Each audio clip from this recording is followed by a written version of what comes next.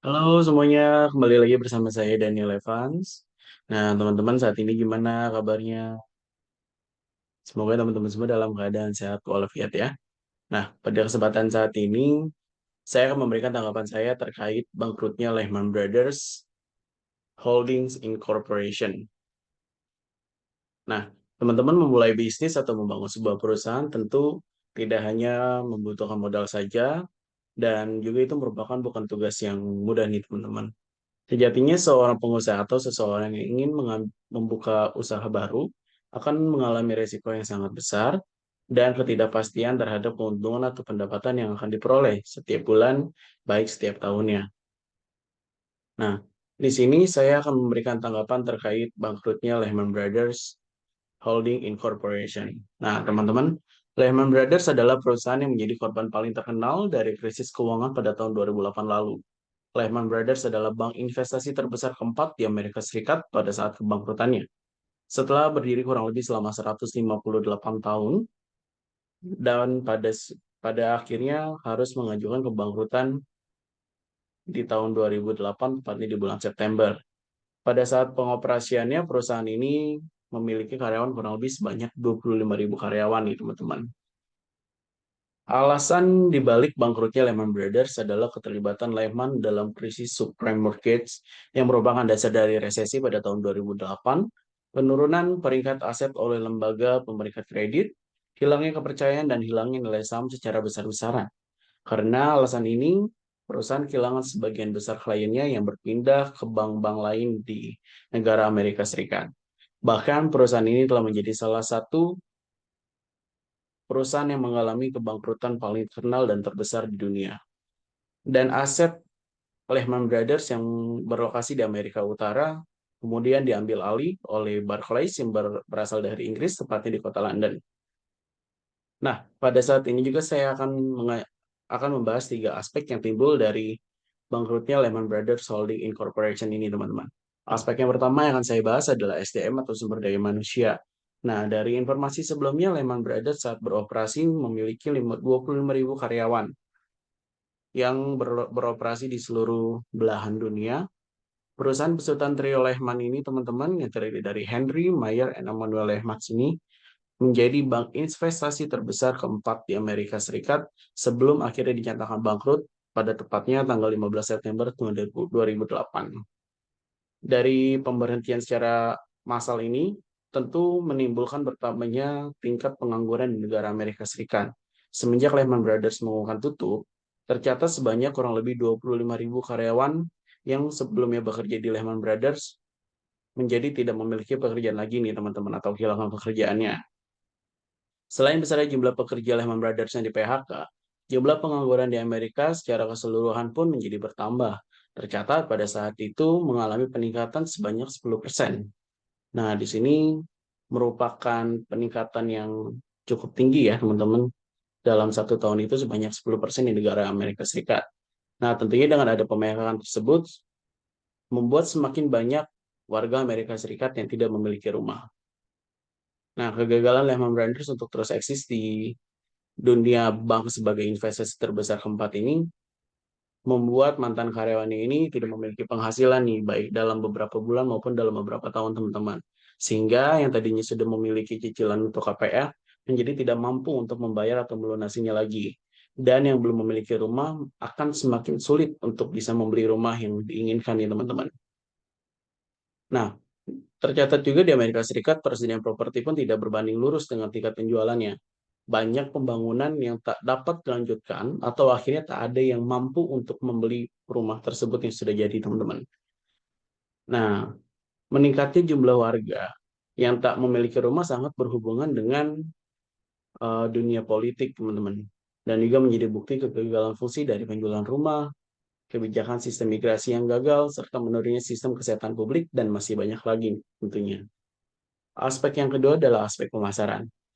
Pada tahun 2001, Bank Sentral AS menurunkan suku bunga acuan cukup tajam menjadi 1%.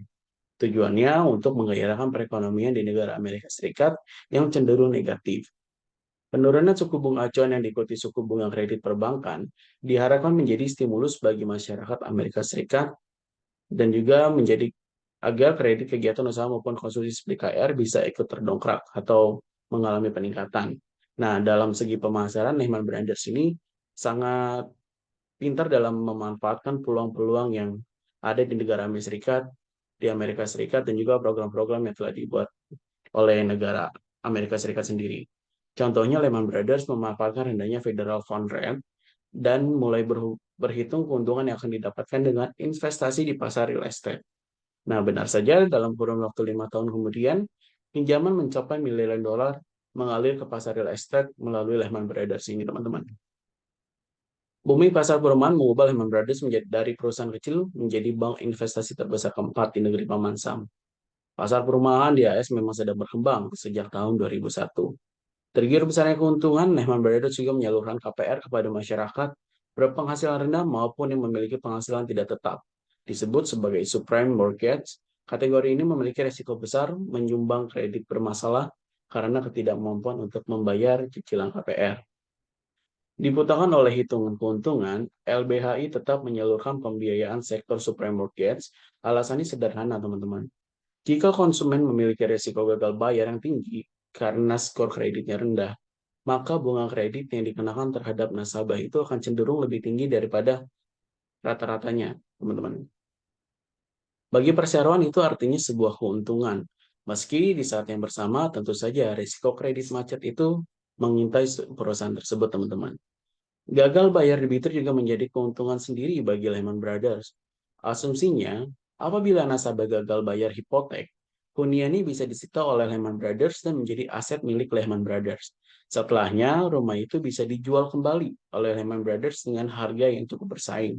Dengan kata lain, di sini tidak ada istilah untuk merugi.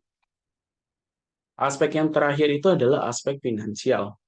Nah, dari kebangkrutan Lehman Brothers ini memicu untuk krisis dalam aspek finansial, baik di dalam negeri Paman Sam sendiri atau di dalam negeri Amerika Serikat, maupun menjadi pemicu krisis global atau internasional, teman-teman. Pengumuman kebangkrutannya Lehman Brothers membuat pasar saham tertekan. Pembukuan perdagangan di Wall Street diwarnai kepanikan dengan Dow Jones Industrial Average langsung jatuh 300 poin. Setelah pengumuman tersebut, saham perusahaan itu terpangkas 93% menjadi 26 sen per lembar saham. Tentu 93% itu adalah penurunan yang cukup tinggi ya teman-teman ya. Secara keseluruhan, DJIA tutup turun pada angka 4,4% secara 504 poin. Nah, berjarak 16.164 km dari New York, Bursa Efek Indonesia juga terguncang. Indeks harga saham gabungan atau IHSG ditutup dengan penurunan 4,7%, setara 84,81 poin, levelnya 1719,25. Ini merupakan posisi terendah sejak 7 Maret tahun 2007. Kejatuhan Lehman Brothers yang memicu krisis keuangan global masih menggema hingga saat ini. Krisis tersebut bahkan diinvestigasi sebagai guncangan seismik pada abad ke-21. Selain dengan serangan teroris pada tahun 2001, jika serangan 11 September menyebabkan perang, maka kebangkrutan Lehman Brothers berdampak terhadap perhitungan ekonomi dan politik. Seperti halnya pertempuran terus berlanjut, perhitungan itu juga masih belum selesai. Nah, di tingkat makroekonomi, perlambatan pertumbuhan ekonomi global berpotensi menjadi bertumbuhnya utang dan kenaikan suku bunga yang dipelopori Bank Sentral Amerika Serikat akan memperburuk kerentanan keuangan laten. Kerentanan ini termasuk tingkat utang global yang mencapai 230% PDB. Itu jauh di atas tingkat prakrisis, teman-teman. Nah, titik kebangkrutan terbesar AS sepanjang sejarah. Jatuhnya Lehman Brothers ini menjadi titik kebangkrutan terbesar AS sepanjang sejarah nih, teman-teman. Tak diragukan lagi, kegagalan program subprime mortgage yang membawa keuntungan AS hampir lumpuh membuat murid dari agensi lembaga rating untuk menurunkan rating utang Lehman Brothers. Menyusul pada 12 September, Timothy Geithner, Ketua Federal Reserve, Henry Paulson, Menteri Keuangan, dan yang lainnya bertemu di The Fed, New York untuk membahas nasib perusahaan.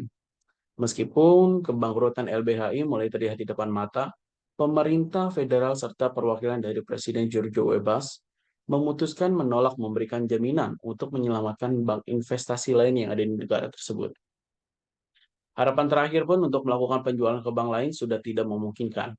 Dikarenakan Bank of America yang merupakan salah satu calon pembeli akhirnya memutuskan untuk membeli perusahaan lain, teman-teman. Sementara itu, pihak regulasi Inggris memutuskan sepihak kesepakatan untuk menjual Lehman Brothers yang beroperasi di London ke Barclays of London. Nah, karena sudah kehabisan harapan, akhirnya Lehman Brothers memutuskan untuk mengumumkan kebangkrutannya pada tanggal 15 September 2018 dengan saat itu memiliki hutang sebesar USD 613 miliar US dollar, teman-teman. Nah, ini juga membuat beberapa efek juga dari jatuhnya Lehman Brothers. Nah, siapa sih yang nggak mengenal atau minimal mendengar tentang legenda bank investasi terbesar selama 3 generasi ini, teman-teman? Lehman Brothers. Bangkrutnya perusahaan raksasa ini berimbas pada berbagai aspek-aspek lainnya bersinggungan dengan finansial. Di antaranya memperburuk krisis ekonomi global.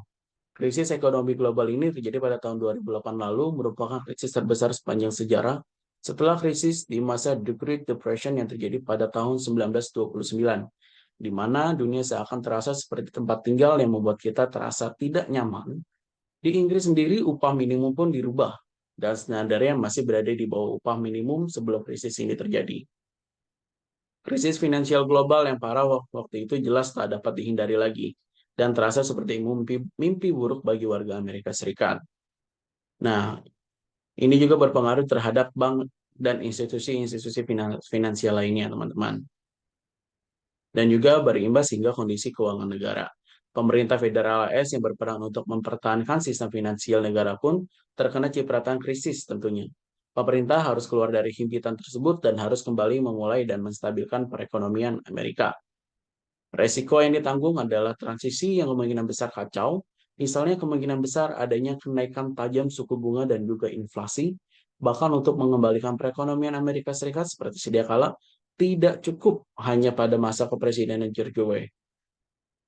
Namun, hingga kepemimpinan Barack Obama, bahkan hingga kepemimpinan Donald Trump, masih terus mengembalikan kejayaan finansial Amerika Serikat yang sempat tenggelam beberapa saat.